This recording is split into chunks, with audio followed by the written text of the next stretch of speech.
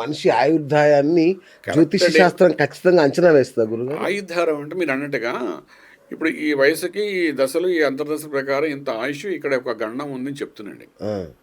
కానీ జ్యోతిష్ శాస్త్రం కానీ ఒకవేళ ఆ గండం వరకు చెప్పి అయిపోతుందండి. ఇక్కడ ఓకే. ప్రమాదం ఉంది, జాగ్రత్త ఆ! తీసుకో. ఇది ఇంకా మరి ముందు జాతకం కనిపించట్లేదు చెప్తానండి. చాలామంది దాన్ని పట్టుకుని ఏం చేస్తారంటే, నేను చెప్పాను ఆయన వచ్చే నెల నుండి ఉండని చెప్పారు, అలాగే జరిగింది ఇలా అవును. చెప్తుంటారండి. అవును. అక్కడ జ్యోతిష్ శాస్త్రం కానీ ఒకవేళ పలానా టైంలో పలానా వాడు చనిపోతాడని రాసి ఉంటే జ్యోతిష్ శాస్త్ర పుస్తకాన్ని మరణశాస్త్ర పుస్తకం అంటామండి. అంతే గదండీ! ఎందుకు నువ్వు రాసి ఉన్నది మరి అనుకోండి, ఇంకా మరి ఇగ అంతే ఇది గదా! జ్యోతిష్ శాస్త్రం ఎలాగైంది అది? మరి జ్యోతిష్యం అంటే ఏంటంటే నువ్వు బతికున్న కాలం నీ గమనం ఎలాగుంటుంది, నీ ఓకే. దశాదిశ ఎలాగుంటుంది, నువ్వు ఏ యోగంలో పుట్టావు, ఏం సాధిస్తావు, మోక్ష మార్గం ఏంటి. హ్మ్. మన శరీర తత్వంలోనే మనకి ఏంటంటే మూలాధారంలో గణపతి తత్వం ఉంది అంటాం. అవును. మూలాధారం అంటే దిగువ భాగం, వెనక భాగం. ఓకే. అక్కడ నుండి షట్చక్రాలు దాటి జ్ఞాననేతంతో మోక్ష మార్గం చూపించేది భగవతత్వం. జ్యోతిషాస్త్రం కూడా అదే చెప్తుంది. నీకు మూలాధారంలో కేతు అనే గ్రహం ఉంటుంది, కేతుకు అధిష్టాన దేవత గణపతి. అంటే గణపతి ఆరాధన చేస్తే నీకు ఒక మార్గం చూపిస్తాడు. మానవ జన్మే మోక్షానికి ముఖ్యం కాబట్టి మోక్షం పొందడానికి మానవ జన్మ ఎత్తి సాధన చేసుకుని ఏ విధంగా భగవతత్వంలో కలిసిపోయి పరమాత్మలో కలిసిపోతాం అనేది చెప్పేది జ్యోతిష్ శాస్త్రం. ఆధ్యాత్మికంగా మనం మాట్లాడుకుంటే. అవును. కానీ అది ఎవడు అడగడండి. కాదు మార్కండాయు యోగం అనేది ఉంటదంట కదా గురుగారు?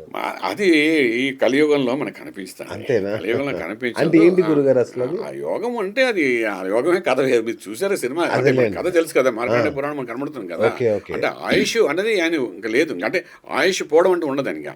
ఓకే. దీర్ఘాయుష్ మాట అది.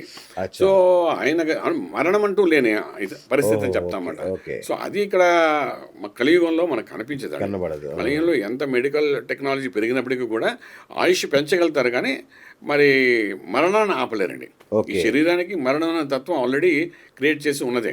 So okay. దీనికి ఎండ్ ఈజ్ లైఫ్ ఎండింగ్ అనమాట. ఓకే. అంచేత మనం జననం నుండి మరణం మధ్య మనం చేసే గమనం అంతా ఏంటేంటి చేస్తున్నాం, ఎలా జీవితం వెళ్తుంది, ఎలా మోక్షం పొందుతాము, ఎలా సాధనలు చేస్తాం, ఎలా భగవతత్వం తెలుసుకుంటాం, ఎటువంటి కర్మలు చేసి బతుకుతాము, ఎటువంటి సంతానం మనకు కలుగుతుంది, ఎలాగ నువ్వు జీవన విధానం గడుపుతావు, ఇవన్నీ చేసే ఈ ప్రకృతికి నువ్వు ఎటువంటి సహకరిస్తున్నావు. ప్రకృతిలో నువ్వు పుట్టావు కాబట్టి రైట్. ప్రకృతికి నువ్వేంటి ఇవ్వగలుగుతున్నావు, హ్మ్. భగవంతుడు నువ్వేం ఇవ్వగలుగుతావు ఈ శరీరంతో.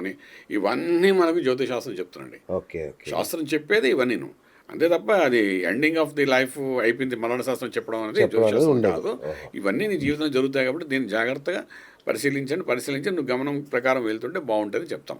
ఇప్పుడు మనకు తెలిసి చేసేవి తెలియచేవి ఎన్నో ఉంటాయి కదండి. అవునండి. కర్మ అవును. సిద్ధాంత ప్రకారం జన్మతో వచ్చే కర్మలు దోషాలు, కర్మతో వచ్చే దోషాలు ఇవన్నీ అన్నింటిని మనం దాటుకుంటూ జాగ్రత్త జీవన విధానం గడపడమే జ్యోతిశాస్త్రం. ఓకే. మనం ఏం చేస్తామంటే గైడ్లైన్స్ ఇస్తామంట, పలానా టైంకి నీకు బాగోలేదు నాయన, ఇక్కడ అది. మనము కార్లో వెళ్ళేటప్పుడు మన జీపీఎస్ చెప్తుంది కదండి, అవును. ఇక్కడ ఫ్లైఓవర్ ఉంది, అవును. ఇక్కడేమో స్పీడ్ రోడ్డు బ్రేక్ ఉంది, మూసేసి ఉంది జాగ్రత్త అన్నీ పడి చెప్తారు. చెప్తుంది కదా. అవును. అవును. అలా చెప్తే జాగ్రత్త పడి మన దాని మార్గంగా కరెక్ట్. జీపీఎస్ వెళ్తుంటాం కదా. అవును. మరి జీపీఎస్ మనం నమ్మినప్పుడు దానికంటే 1000 రెట్లు గొప్పది జ్యోతిశాస్త్రం. హ్మ్.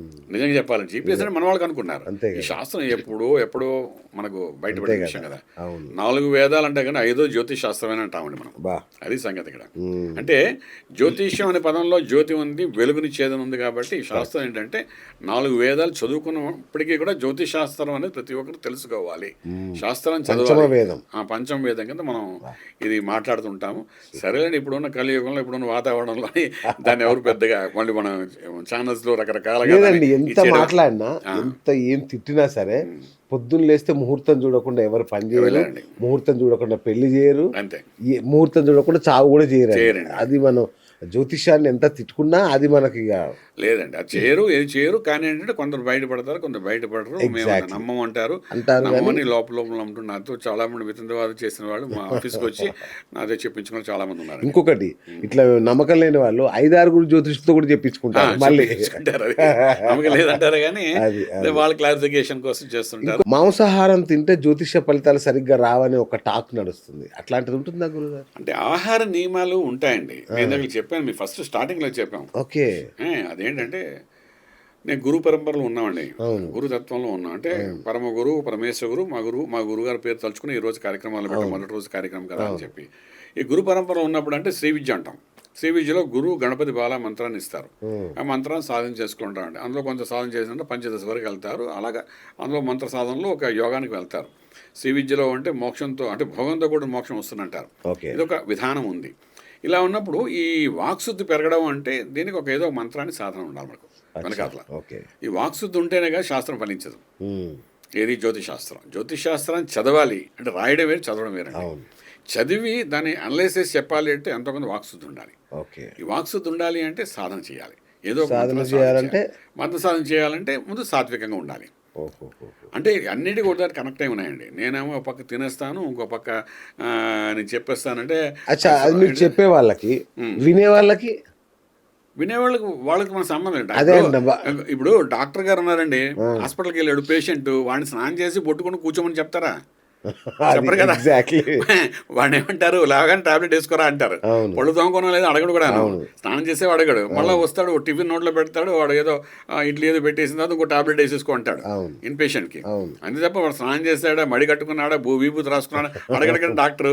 వాడికి ఏదో రకం ఓపెన్ శరీరం సెట్ అవ్వాలి. తినే వాళ్ళకి నిబంధనలు లేవు.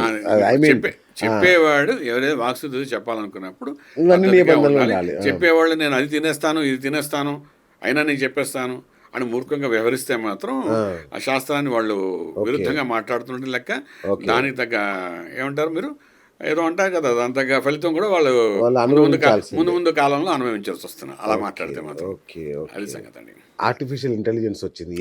అవునండి. సో ఎక్కడ చూసినా ఏ జ్యోతిష్యాలు ఫుల్ పాపులర్ అయిపోతున్నాయి. అవును. ఇట్లా కంప్యూటర్ కొట్టుకు చిన్న పిల్లలు కూడా వాళ్ళ జ్యోతిష్యం చెప్పేసుకుంటున్నారు, దాన్ని అడుగుతున్నారు. జెమినీని కానీ వాళ్ళని అడిగి జ్యోతిష్యం చెప్పేసుకుంటున్నారు. సో మరి ఇంత ఏఐ వచ్చిన కాలంలో ఇంకా మీ మాట ప్రామాణికమైన ఎట్లా మిమ్మల్ని ఆ జ్యోతిష్యాన్ని మిమ్మల్ని నమ్మాలా, ఏఐని నమ్మాలా? చాలా బాగా చెప్పారండి బాబు. ఏమండి, ఏది ఎంత ఎదిగినా సరే మనిషి ఏం చేస్తాడు, భోజనం చేసేది 5 వేలు నోట్లు పెట్టుకుని తింటాడు కదండి. ఒప్పుకుంటా, శరీరానికి అదే కావాలి కదా. అలా ఎన్ని శాస్త్రాలు, ఎంత టెక్నాలజీ పెరిగినప్పుడు కూడా ఆ టెక్నాలజీలో ఫీడ్ చేసే నాలాంటి వాడు ఎవడు ఫీడ్ చేసిందే కదా. అవును. అది సెపరేట్గా ఏం వచ్చిందేం కాదు.